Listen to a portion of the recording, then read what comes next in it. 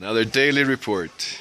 Me and the Chinaman were climbing Kilimanjaro. Or rather, yesterday we climbed the first two camps. And today we're doing absolutely nothing. We had to tell our guy that we refused to go only to the first one. So we went to halfway to the second one. Then they call us and they say, you have to come back. You can't do this. And we say, well, you can go back if you want to. They go, I'm going to lose my license. Well, if you go back, you leave the tourists on the mountain. You're going to lose your license. If you don't go back, you come with Mzungu and Chinaman, maybe we can do a deal about this.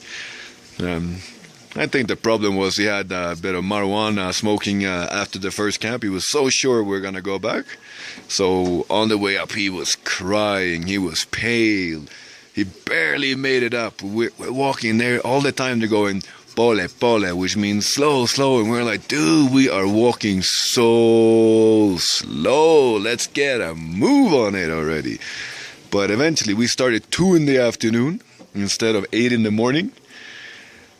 And we made it to the camp 1 hour after dark. We would have easily have reached the next camp had we been allowed to walk the way we should have. But we said, okay, no big deal, because we're also waiting for a group of Swedish people who are supposed to join us here. But it's now 11:30 on day 2, and here we are, ain't nothing happening, except that the rain has come. And the poor Chinese girl got told that she can do the summit in 3 days, and she makes it here, and they tell her, no, you can't do it, you only have a permit to come here. So all morning we've been fighting, trying to help the Chinese girl. Because when we got approached by the China girl's guide, and he was like, yeah, you can get really cheap. Why don't you do a 3-day tour with us? We can hit the summit. And we said, you know what? We're going to take it a bit more chill. We're going to meet some people.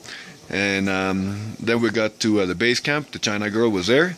A bit annoyed because they were taking such a long time. She didn't start until maybe almost 12. So we met up with her here.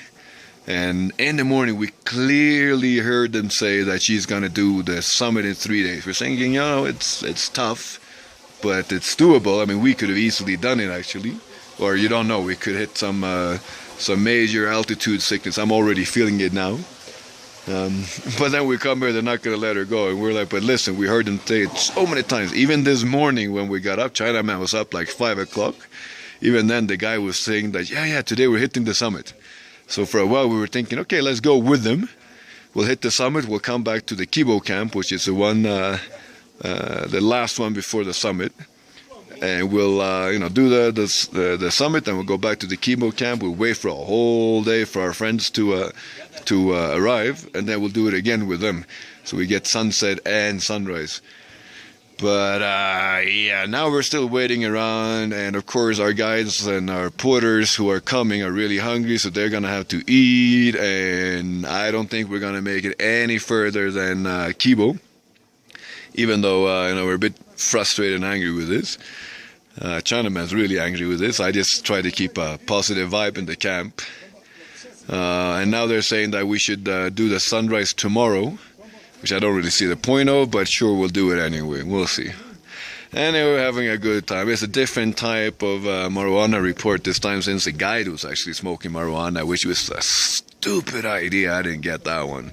Anyway, here we are in the camp, and we're still having a good time. Mr. Smiles, over and out.